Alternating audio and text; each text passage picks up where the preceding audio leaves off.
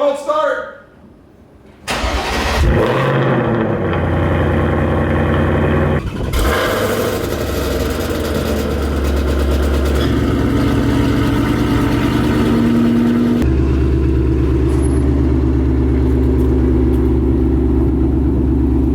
Welcome back to the channel. We do have kind of an interesting video today. I have yet to see anyone on YouTube do something like this before, and I own 3 Mustangs. Absolutely, truly blessed to have the opportunity to be able to own 3.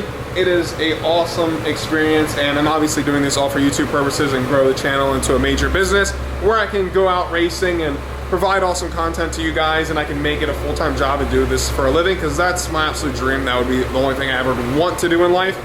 Everything else is dog water, so yeah. So what I'm getting at in this video, all 3 of my Mustangs, I have a 2020 NA GT, which has a 10-speed. Then I just received my 2024 Dark Horse that has a manual Tremec. Then my other car, absolute junkie, 2020 Shelby GT500 that I actually purchased from a subscriber that gave me a hell of a deal on it, or I would have never been able to afford this car. So shout out again, Mike, much love you. Has a DCT transmission. And we're going to talk about, we're not going to do too much driving and everything. If you guys want to go check out the previous video we just dropped on Monday, that was of the GT500. Taken my buddy Steve, was actually his first time ever in a GT500, and we gave him some pulls, and the Shelby is making 1,026 to the wheels right now.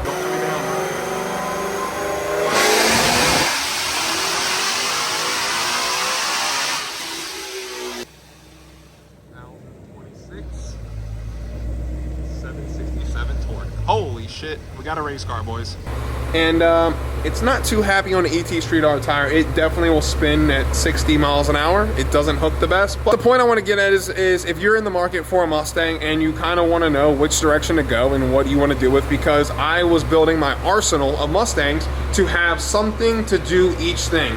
Apollo would be my NA dig racing car with a 10-speed transmission with the perfect gear ratio that absolutely rips at the drag strip. But actually the gear ratio is so good in this car, I think it's better than the GT500. But we're going to talk about that once we get in all 3 of the cars. And then the Dark Horse, that is my autocross car, track racing, like autocrossing, like more of the actual AMP stuff, like what we did at Atlanta Motorsports Park. That's what I meant by AMP. If you guys want to watch a badass video of me driving the absolute shit out of this car,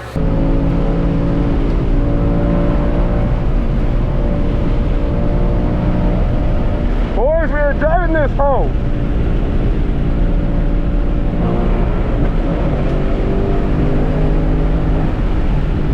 We entered the track with 1,700 miles on the dash, and I absolutely slaughtered my tires. We have close to 3,000 miles on this car, and yeah, it's been actually one of my favorite Mustangs of all time. It's kind of hard to say, and I'm not like a I don't want to say like a fanboy and just trying to pump the car for the internet, but like I truly love this car. And I think if I had to choose between the GT500 and the Dark Horse, I'm going to keep Dark Horse, but I'm going to explain why a little later in this video.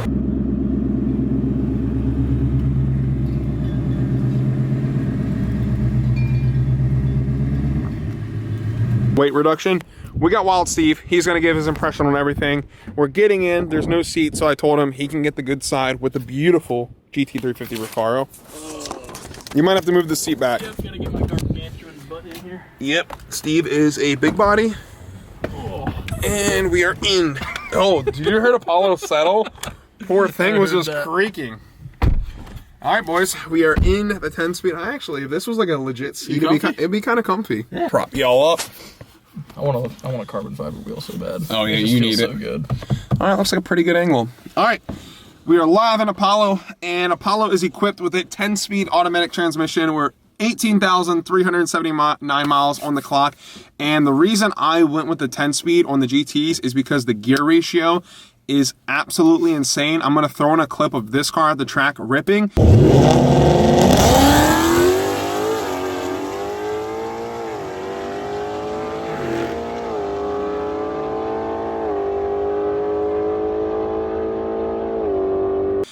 It stays in the power band the whole time, so if you guys want to lean towards drag racing and roll racing, I would say go 10-speed over the manual. And yeah, I mean 18,000 miles of nothing but racing. You can ask Steve, how many events did we attend with this car? Oh God, I've lost count. I mean, and this car, would you say this car, I mean, you can say like we've probably had 500 plus races in this car. I'd say that's a good number. That's that's easily a fair number. 500 plus races, and I know I love manual guys, believe me. That's why I got the Dark Horse and I wanted the Tremec. But if you want consistency and you want a car that's going to go A to B 99.9% of the time, 10-speed transmission is the way to go. And I'm truly in love with this thing. We are going to be putting this thing, we're going to be putting boost into this thing eventually. I'm going to sell the Shelby later down the road because I want to do like some crazy fast racing with this, grudge racing, and do some half-mile stuff with this, just toy around. But I like the GTs better. I don't know why. The Shelbys were never my cup of tea. I just felt more at home in a GT, and a lot of you guys watching this probably have GTs. The Shelby's an awesome car. Don't get me wrong, at the end of the day, like, I don't know. I just feel like a homey vibe, like about the GT. I just feel like I can get along with the GT people better. That's just me. That's just my experiences. Yeah. Meanwhile, you're talking about getting a 13, 14, 500. I don't want to talk about that. I do want a 13, 14, but the only reason I want a 13, 14 GT 500 is because of the transmission. It got the Tremec in it, and I've never experienced the 5.8 liter. What is that? The Triton motor? Is that what it's called? No, not the Triton. It's the no. Triton's the 5.4. Triton's the 5.4. What the hell is the 5.8? It's a no. Trinity. Trinity. Is that the name of it? It's the Trinity, I believe. Yeah. All right, well, if we're wrong, someone drop a comment what the 5.8 is actually called. So we got the Coyote, we got the Predator, and they didn't really give a name for the Dark Horse engine. It's just the fourth generation. Yeah, just fourth generation Coyote. Yeah, here you go. All right, boys, we are in the Shelby GT500, known as Zeus, and I mean, I'm gonna let Steve talk on this one because he got to experience this car for the first time. DCT is like a video game. That's the best way to put it. But I'm gonna tell you all this: the gear ratio in this versus the Apollo is not as good, because I was telling him, like, when I have to short shift the car just in case we're lighting up the tires, like we did in last video. After I short shifted, it kind of falls on its face a little bit, then it has to build boost back up, and I really don't feel any of that with the 10-speed. Obviously, it's not boosted, and plus, if I short shift, it always kind of stays in the power band. It doesn't really ever feel sluggish to me. Like, all the way to 7th gear, it will pull hard the whole way there, because my car shifts at 8250 in Apollo and goes right back down to, I think, 73 or 7500. So it's like, bam, shift, bam, shift, bam. It just keeps going. You're always in the power band. You're always in the power band. Like, it never drops off. And especially for being NA, it pulls hard. Like, I've raced stock GT500s in Tijuana and on the track, and we've been door to door to like 130, like really, with an NA car versus a boosted car. So it really shows how good the gear ratio is in the GT. But I mean, Steve, you got to give your honest opinion on the DCT. It's different. What's different? I mean, I've driven Porsches that have the PDK in it, and yeah, you drove the. I drove the GT4 RS. I've driven a 911 Turbo S. I've driven a GT3 RS. Lucky fucker. I've driven some pretty sweet stuff, but I mean. Oh, even you ever have experience in one of those Cayenne Turbo GTs? No, SUVs? I'm a peasant. I've never. Wait, I don't think I've ever been in a Porsche. Twin turbo V8. I think I've sat in one. It's a 700 horsepower SUV. Is it really? It has 700 horsepower? It's 650, but it's nuts, dude. It's nuts. But anyway. How much are they? A lot. I'm selling the Shelby. Anyway, this is a very, very good dual clutch transmission. I will say the PDKs are superior. I don't think anything can beat it, but I wonder what the shift time is on that. Oh, it's instant, dude. Is it really? It shifts before you even think to shift, essentially. Damn. Do you think it's faster than this? Yeah. Holy crap. It's got to be close, but it's, I think, faster. Yeah, I mean, this is definitely one of the fastest transmissions I've ever felt. Like, shifting on demand, like I'd be cruising, just tap it, boom, instantly shift. If anybody has access to a Porsche, we got to get this guy in a PDK car. Please. If you have a GT3 RS, like, we'll become best friends. But no, seriously though, this is an awesome car. You can't say nothing bad about a Shelby ever.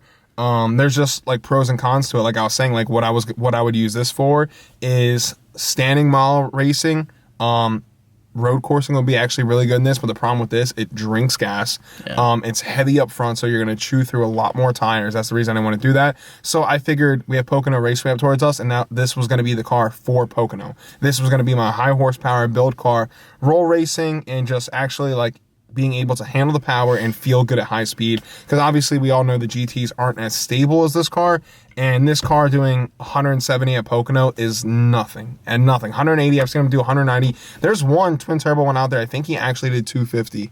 Really? Yes. That's insane. But I don't think it might have a built DCT, but it's a twin turbo, built 5.2. Like, it's an absolutely insane car. But this would be the car. What I would do for it would be roll racing, standing miles, stuff like that, and that's just all I would do with it. Obviously, no matter whatever you do with this car, you can do it and compete highly well, but that was just my owning experience and what I would want to do with the car, so you guys get an understanding of that. I would definitely agree. Not only that, the one thing, you know, they built this car from the factory to be a handling track capable machine, and it can still do it. But now that you're pushing 1,000, it's definitely. You saw the gas gauge move today, and it's like, put it this way: the track is 30 minutes from me. To go to the track, 30 minutes and only 85 was a solid quarter of a tank and some change. Then on the way back to the house, it was probably a little less than half a tank. So.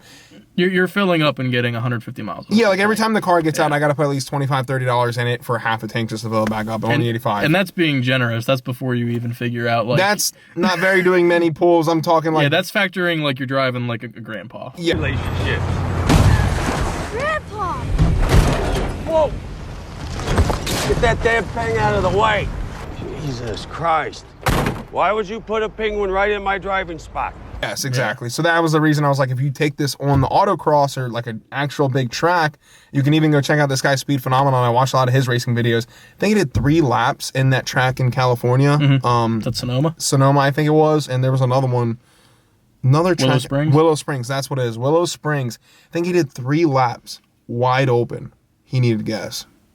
Then you got a fuel starvation That's issue. insane. Oh yeah, then you have that issue, exactly what we experienced with the Dark Horse. But like I said, guys, that's what my perspective is for the GT500. And like I said, this is why I got all 3, because I wanted to build an arsenal of cars to go and compete in every single racing division, whatever I wanted to do. Like, I'll have a car that can compete and we can win. So eventually when the channel gets bigger and bigger and bigger, we have a team of people, we got the trailers, we got the trucks, and we're out there, we're competing and pushing every single Mustang I got to the limit. So we're going to see if we're going to keep this car. I don't know. It's still up in the air right now, but I would like to experience a 1314 GT500 because I'm definitely positive on this car and I could walk away decently well. And yeah, that's just my plan as of now. Let's jump in the Dark Horse because all my manual fanboys are going to love that. It's got a Tremec. I'm not going to lie. After I've been really experiencing on the road course, I want another manual car. Just with more power though, so I can drive it. I love this shifter. Like, this is like, I have to be honest, I've never been a huge manual person on the aspect of racing and like wanting to do stuff, and I want consistency, but this transmission just felt so good at AMP. Like, it just didn't quit, and it was good. I mean, the harder you pushed it, it gave back. The clutch feel was good. I mean, it does have a very, very high grab point, and obviously you guys can't tell, but it does. Like, it's like the first, I want to say 4 inches. First 4 inches are honestly the grab point of this clutch. Feel about the whole rev matching feature. Are you a fan of it, or are you like the purist that says like no rev matching? I do like rev matching. I mean, it definitely helped me out a lot at the track for being a newbie on the track. Sure. Yes, I learned how to rev match myself, but to be consistent, it helps. If it already knows what RPM it's going to go up to at the exact speed, it's perfect. It's like, why do more work when the computer can do it for you? Right. I mean, not only that, it's like you can focus actually more, to me, at the task at hand of driving. Like, everyone should still learn though. Everyone should still learn how to rev match. Everyone, you can do it. I can do it. My buddy Derek actually taught me when we were in Florida. He showed me how to do it because I never really learned on the Foxway. Like I said, it was a little more difficult for me. And that car having a massive cam and the different built motor and stuff like that. So it was a lot different to learn. The new stuff, if you're like very hesitant about getting a manual car, this is the one to get. S650, S550, S197. All of them are relatively easy to drive. But I can tell you the new thing, like if you don't know how to drive manual and you try to steal a new car, if you can watch it like a 3-minute tutorial on how to drive manual, you could probably end up getting away with it. Definitely would agree. You don't need to hit the gas. You literally clutch in, put it in first gear, and you slowly let the clutch out, and the car will take off. You have to give 0 gas input. But like I said, the only reason I wanted to bring this topic up is because, like, I got this car because I want to do some drifting with it. I want to learn how to I want to help my car driving ability on car control. I want to learn how to actually keep this thing planted in the corners. I want to be able to correct it at high speed if the car gets crazy on me. But also, the reason I wanted Steve in the car is because he's been in all my cars. He's driven some of my cars. He also does have a manual S550, and the reason he got his manual S550 is because he likes to drive it, get on it from time to time, take it to racing events, stuff like that, but he's not a die-hard racer. Like, he's not really out there pushing his car to the limit, so that is why he went with the MT82 transmission. And this is the point of the video I'm making, is because you can get a Mustang and put in any sort of category of racing. That's why I kind of want to show you this, because like if I want to do autocrossing, I'm taking the dark horse with the Tremec. I'm not going to go 10 speed. I will never go 10 speed for autocrossing. You're going to smoke that 10 speed. It's going to get so hot, and I just feel like the amount of times you're going to have to shift is going to be too much. And like I said, I haven't experienced a 10 speed on the track. I heard they can be amazing, but for my preference, I think I'm going to go manual. It's definitely going to be more fun, especially sidestepping the clutch coming out of a corner, getting a little shitty. It's definitely more fun. Yes. But at the end of the day, it's all your preference. But I wanted to give you my point of perspective on all three Mustangs, because I'm truly blessed to be able to have all three. I definitely can't afford socks. I got a couple holes in mine right now. Yeah, underwear and socks, they're gone. They're leaving the chat. I'm definitely tapped out on that. All three of them are extremely badass Mustangs. And like I said, at the end of the day, if I had to really take one for life, I think Steve Wright. I think I'm taking the dark horse. And it's sad to say, because this is just like, this is a car that I never really want to do too much to. I'm happy. I'm actually, it's odd for me to say, because I have a 1,000 horsepower GT500 and a fully modified 10 speed. I am happy with this car with just an X-Pipe. Yep.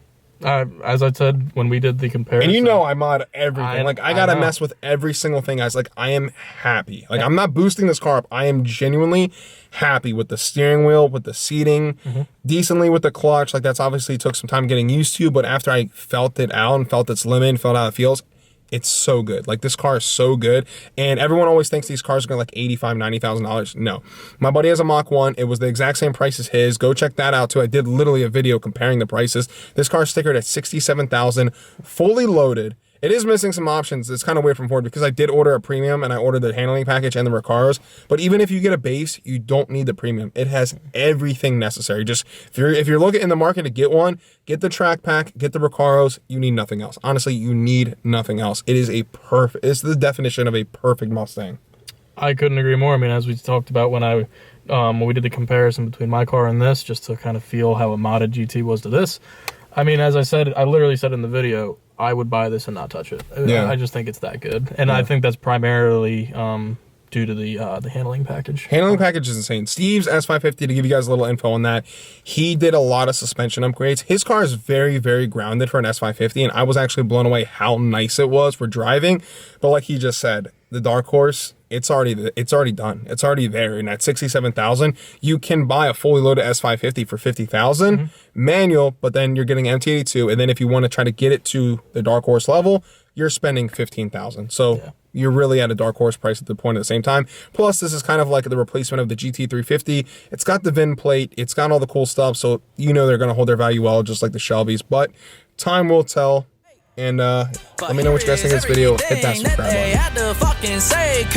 Ain't no daddy's money, ain't no mama's money. What the fuck is a trust fund, baby? Started from the bottom with a college dropout, got 100K on cars, and that's what's funny. Titles in hand, which they can't stand. Ring on a finger, and it's worth 13 bands. Fuck all the fakers, goodbye if you broke. I don't give a fuck about a hater, he can choke on. Everybody waiting for the come up. I ain't sharing one thing. Yeah, I'ma keep on working till the sun up, till I get my rollie and my chain. Yeah. Started my life when I dropped out of class, and fuck you to college, they scamming your ass, and you don't even know what the fuck you